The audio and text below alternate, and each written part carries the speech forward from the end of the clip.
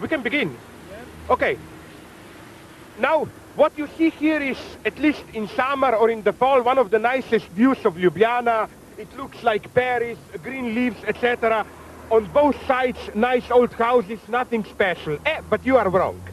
This river here is the official geographical limit between Balkan and Middle Europa. So beware. On the other side, horror, Oriental despotism, women get beaten, get raped and like it.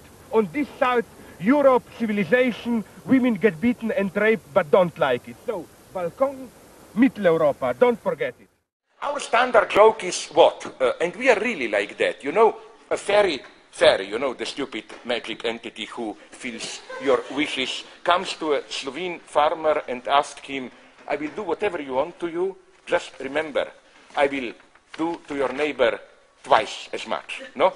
You know what is Slovene farmer's answer? Take one of my eyes. Because then, and this is the basic Slovene principle. If I get a little bit, but the neighbor gets more, no, it's better if I lose a little bit, just that the neighbor loses more. Okay, these are we Slovenes, no? Then the Montenegro friend, I remember, immediately jumped in and said, you know, Montenegro, they have earthquakes and their clichés lazy, no? You can imagine what was his story. You know, how does a Montenegro guy masturbate, no? He digs a hole in the earth, puts the penis in and waits for the earthquake, no? He's too late. But you see how it works even now. I claim this, now we are enacting the true brotherhood and unity. Now comes the dirty conclusion, I warn you, it's really dirty. In the good old days of really existing socialism, a joke was popular among dissidents. A joke used to illustrate the futility of their protests. In the 15th century Russia, occupied by Mongols, that's the joke, a farmer and his wife walk along a dusty country road. A Mongol warrior on a horse stops at their side and tells the farmer that he will now rape his wife. He then adds, but since there is a lot of dust on the ground, you should hold my testicles while I'm raping your wife so that they will not get dusty, dirty. After the Mongol finishes his job and rides away, the farmer starts to laugh and jump with joy. The surprised wife asks him, how can you be jumping with joy when I was just brutally raped? The farmer answers, but I got him, his balls are full of dust. This sad joke tells of the predicament of dissidents. They thought they were dealing serious blows to the party nomenclatura, but all they were doing were, well, getting a little bit of dust on the nomenclatura's testicles.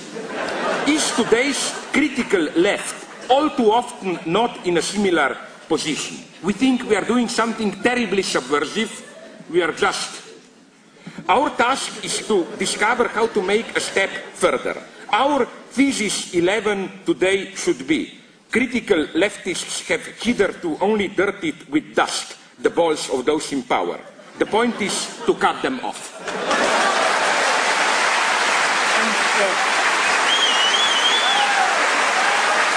We can.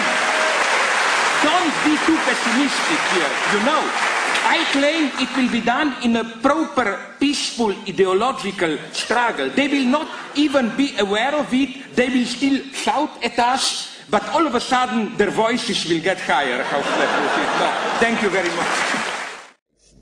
Since there were no dirty jokes, I would nonetheless like to begin with to end with a very dirty joke that I heard, believe it or not, in Ramallah from a Palestinian Christian. They are wonderful people, sense of humor. He told me this joke about Jesus Christ.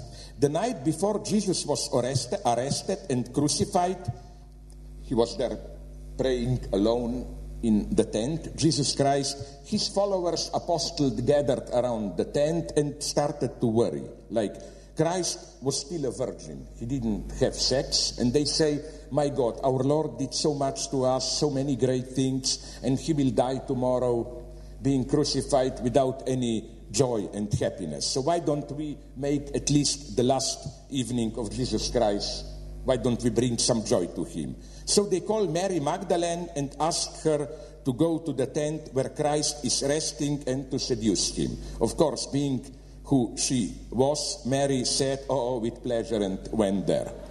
Now, after 5 minutes, Mary Magdalene came out running with a totally horrified cry. And apostles were wondering, what happened there, my God? Is Christ secretly a pervert? Did he torture her or what? No, she explains. Everything went well at the beginning. I slowly undressed, I spread my legs, I showed to Christ my pussy, but then catastrophe started. He said, what a terrible wound is there. He put his hand in and healed it, made it whole, no? The best respectful religious joke that I heard, maybe you know it from some of my earlier books, was among the Christians of Palestine. Very tender jokes that I like about Jesus Christ, like just one non-obscene one. I love it. I heard this from a Christian Palestinian. I like this total historical inaccuracy. Jesus Christ gets tired of his preaching, and he takes one of the apostles. Let's go to Galilee Sea and close to it, let's play golf. Okay, Christ is playing golf there. He makes a hit, misses it, the ball falls into the sea, lake, water. Okay, Christ being Christ, he of course walks there on the water, reaches, comes back. And then the apostle says, but listen, Jesus, this is a very difficult hit. You will probably fail. Even, who is your big player, the black guy? Tiger Woods. Even Tiger Woods wouldn't maybe be able to do it. And Jesus said, fuck Tiger, I'm God, I can do it. So he hits it again, it goes again into the water. So he walks on the water again, and that, I like this total historical confusion. At that point, a group of American tourists come there with a bus, and are surprised, like, what is that guy doing walking on water, no? And they approach the apostle and says, but who's that jerk guy? What does he think that he is? Jesus Christ. You know what apostle answers? No, it's much worse. He thinks he is Tiger Woods. And now I come to the climactic point. The best experience of this at its clinical purest, I report about it in one of my early books, so I'm sure you don't know it, which is not translated, was with an Albanian friend of mine, soldier in Yugoslav army. Namely, we were almost friends, becoming friends, but then something was missing. We were still this official cold friends, respect, no? And then the guy made the first move. Okay, I don't know if this is a racist cliché, no? I love racist, but I was told that with you can joke about everything, but not about your mother and sister. That it's not good to tell you, I will fuck your mother or what, no? Okay, so he approached me one morning, and I was very shocked because he was an intellectual. And he told me, I fuck your mother. And I noticed what was the message. The message was, let's become truly friends. And I accepted the logic. Believe me, I never had problems with replying dirty to dirty. You know what was my immediate answer? Go ahead after I finish with your sister. No? No? Okay, so you know what then happened? Now comes the ethical miracle. Then we embraced, we became friends, and it's not what you think now. Then we were spending hours telling dirty stories or what. No, we were both intellectuals. He was more than me. We were very cold, just to remind ourselves that we are really friends. A wonderful small ritual developed. Every morning that we met, instead of saying hello, good morning, we didn't even say the whole story. He told me mother, I told him sister. You know, it was just a reminder we are still friends. So I was always fascinated about this ambiguity of obscenity. On the other, yes, to go so that you will see that I'm nonetheless a good feminist boy, no? I'm not saying these jokes solve everything, because, I mean, my God, the first feminist reaction, and this should be a test for you. If you pretend to be a feminist, ask yourself, did you immediately feel what is wrong with this joke? That it's, nonetheless, it's the typical male pact about the exchange of women, no? No. Yeah, it's not. Okay, but then I would like to have the opposite here I'm a feminist. I would like to see two women say, fuck your father after I finish with your husband. You know, that would be feminism for me. A Muslim friend from Ramallah told me one of their jokes, which is, you know, this stupid idea everyone knows, serious, I mean, historical linguists. You know that idea, if you die as a martyr, you go to heaven, 70 virgins await for you. Everybody knows, every serious historical linguist, it's a mistranslation.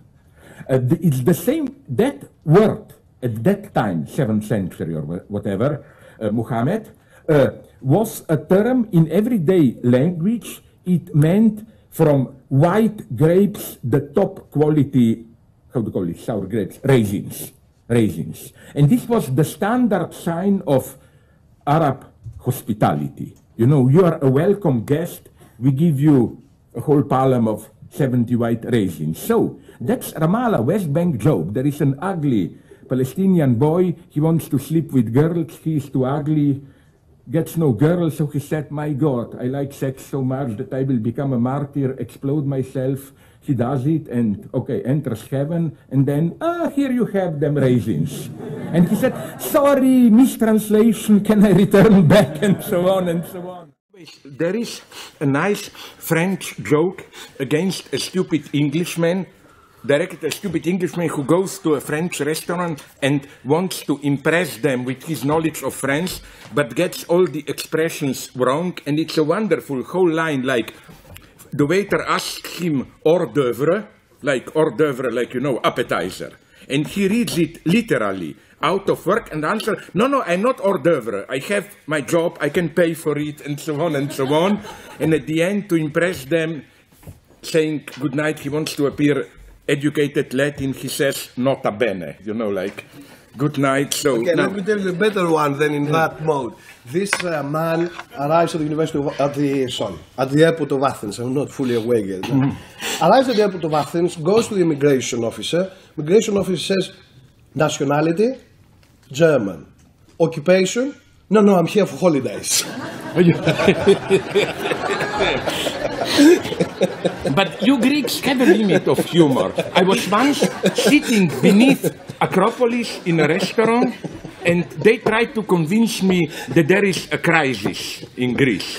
And I looked up and said, my God, you know Acropolis, my God, if you don't even have the money to renovate that building, it must really be a big crisis in Greece, you know. And they didn't find it funny. I don't know what...